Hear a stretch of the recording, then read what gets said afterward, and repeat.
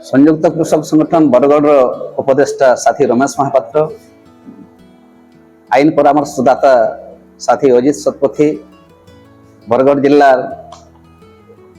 17टा याक संगठन प्रतिनिधित्व करुवा संपादक सभापति तथा कर्मकर्ता बंधुगण, आमर आवाज के प्रचारित और प्रसारित करवार लगी सबुदिन आमको साथ दे आसी श्याम सुजन सांबादिक बंधुगण, मीडिया आज्ञा माने पहला न तो सूचना जरिया न कही सारे न साथी रमेश महापात्र आज सांबादिक सम्मेलन करवार उद्देश्य और आभिमुख्य बाबद न आम जेन केंद्र स्वराष्ट्र मंत्री अमित शाह उद्देश्य न जेन दाबी पत्र उपस्थापन करा मुझे पाठ करुचे। मान्यवर स्वराष्ट्र और कोऑपरेशन केंद्र मंत्री श्रीयुक्त अमित शाह महोदय, भारत सरकार, नवा दिल्ली, तारीख 4/7/2026। महाशय, आपण गस्त कार्यक्रम को संयुक्त कृषक संगठन स्वागत करने सहित कृषि भित्तिक इथानल फैक्ट्री लोकार्पण करने को बहुत बहुत धन्यवाद। आपण जानती बरगढ़ जिला ओडिशार भातहांडी भाव परिचित एवं देशर धान उत्पादन रे 8म स्थान अधिकार करिछि। जिल्ला रे मोट 3,60,000 हेक्टर चाष जमी अछि। आम जिल्ला को 22% धान आम जिल्ला रो 22% धान राज्य सरकार संग्रह करुवा बेले परिबा क्षेत्र रे 1 नंबर अटे। पाम चाष 6,000 हेक्टर, कपा चाष 5,000 हेक्टर, फल चाष 2,000 हेक्टर, एपरिक चलित वर्ष बैगण चाष 2,000 हेक्टर हेबार परिकल्पना कराइछि। छतु चाष, दुग्ध उत्पादन, माछ अंडा उत्पादन और गोपालन क्षेत्र में आमर भूमिका अत्यंत प्रशंसनीय अटे। हेले आम सर्वाधिक धान चाष करिथाउ, किंतु केंद्र सरकार गोटे जिला गोटे उत्पादन नीति अनुसार बरगढ़ जिला को तेल जातीय चाष अनुमति मिली, जहाँ आम पई अत्यंत कठिन और अग्रहणीय अटे। आमे चाहूचु बरगढ़ जिला को धान चाषर अनुमति दिया जाऊ। कृषि भित्तिक सुगर मिल, सूता मिल, टेक्सटाइल, तेल मिल, काच फैक्ट्री, श्यामला सार फैक्ट्री बंद हो जाइछि। एकमात्र अदानी सीमेंट फैक्ट्री चालुछि, ताहा पुनी आसंता 19 अगस्त रु बंद हो जिवो।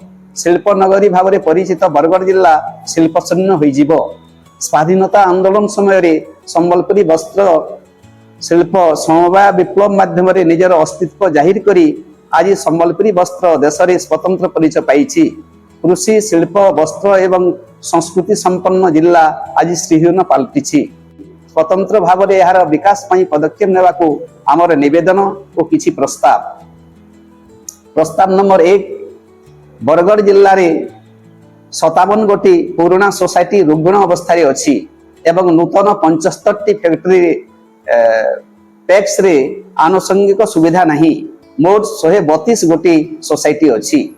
एथि मध्यरु पुराना रुग्ण सोसाइटी मान को पुनरुद्धार और नूतन टैक्स को शक्तिशाली करा जाऊ।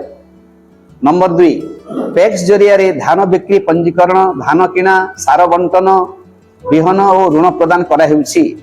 हेले चलित रवि ऋतु रे पंजीकृत प्राय 5,000 चाषी आदौ टोकन पाई नाहंती एवं 20,000 चाषी जमी तुलन रे कम टोकन पाई छंती। सेमाने धान बिक्री रु वंचित अछंती। एणु पंजीकृत चाषी को चाष जमी अनुसार टोकन प्रदान करी तुरंत धान किना जाऊ। नंबर 3, गत राज्य सरकार विकेंद्रित धान संग्रह नीति प्रचलन करी धान किना नियंत्रण पाई करिथिबा केंद्रीय टोकन व्यवस्था उच्छेद करी जिला स्तरीय धान संग्रह कमिटी को पूर्णांग क्षमता दिया जाऊ। नंबर 4, सोसाइटी माध्यम अधिक अमलक्षम चाषी पसंद विहन और रासायनिक सार चाषी को सरकारी मूल्य रे जोगाई दिया जाऊ। नंबर 5, प्रति ब्लॉक रे अंततः गोटे शीतल भंडार निर्माण सहित आवश्यक मुताबक शस्य संरक्षण पाई सरकारी गोदाम गृह निर्माण और ई बाजार व्यवस्था ठीक भाव में कार्यकारी करा जाऊ। नंबर 6, बरगढ़ जिल्ला रे चाष उत्पादक संस्था को सोसाइटी रे शामिल करी समस्त आर्थिक और प्रशासनिक सुविधा दिया जाऊ। नंबर 7, कृषि ऋण प्रदान क्षेत्र रे परिवर्तन करी 5 लाख टंका पर्यंत सुध विहीन ऋण प्रदान करा जाऊ। नंबर 8 प्रधानमंत्री फसल बीमा योजना सरलीकरण करी क्षतिपूर्ति आकलन स्वच्छ और पारदर्शिता आनी अमल आकलन निमंते व्यवहृत सैटेलाइट परिवर्ते विभागीय अधिकारी द्वारा सरजमीन तदंत को प्राधान्य दिया जाऊ।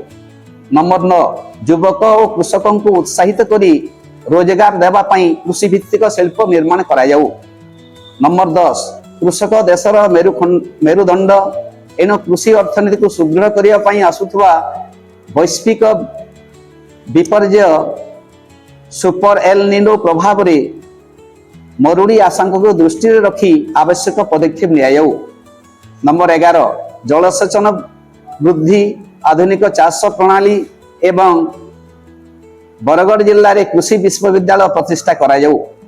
नंबर 12 पश्चिम ओडिशार तीर्थक्षेत्र गंधमार्दन पहाड़ रे थिबा दुर्लभ वनौषधि उपयुक्त संरक्षण और उपयोग सहित नृसिंहनाथ हरिशंकर ठारे एक आयुर्वेदिक विश्वविद्यालय और औषध कारखाना स्थापन करा जाऊ तथा चिरस्रोता झरणा मानकरे छोट छोट आनिकट करी जल अमल सहित जलसेचन व्यवस्था करा जाऊ। तथा संभावना देखा जाउछि केनाल को नहीं केनाल पानी रो प्रवाहमान धारा को नहीं सेति प्रति उपयुक्त व्यवस्था तो करि पारिले सरकार सेति प्रति सचेतन हेबार आवश्यकता रही। जो अव्यवस्थित ढंग रे निर्माण कार्य कराई तार पूर्वर समाधान सूत्र बाहर करने पाई मिलित कमिटीर सम्मुखीन हो प्रशासन मुख्यतः प्रशासन राजनीतिक दल तथा कृषक संगठन मिलित उद्यम अति शीघ्र जलसेचन प्रवाहन धारा को सुरक्षित रखा तत्काल एक बैठकर व्यवस्था करा जाऊ। चाषीर उन्नति देशर प्रगति विश्वास रे विश्वासी संयुक्त कृषक संगठन तरफ आपण उक्त प्रस्ताव गुड़िक निश्चय कार्यकारी हो पारिबो बोली आमर आशा और विश्वास इति संयुक्त कृषक संगठन बरगढ़ बारपहाड़ कृषक संगठन अमाभना राजबुड़ा सुमर कृषक संगठन पद्मपुर लाल बहादुर कृषक संगठन भुक्ता कृषक परिवार भटली ओडिशा राज्य कृषक संगठन अताबेरा संयुक्त कृषक संगठन भेडेन वीर सुरेंद्र साय कृषक संगठन 10 माइल शहीद माधव सिंह आंचलिक कृषक संगठन गैंस पार्वतीगिरी कृषक संगठन विजयपुर आंचलिक कृषक संगठन मेलछामुंडा राजबुड़ा सुंबर कृषक संगठन गैसिलेट राजबुड़ा सुंबर कृषक संगठन पाइकमाल राजबुड़ा सुंबर कृषक संगठन झारखंड आंचलिक कृषक संगठन दभा यूट्यूब इंस्टाग्राम चैनल को संयुक्त लाइक शेयर और सब्सक्राइब करने को अनुरोध।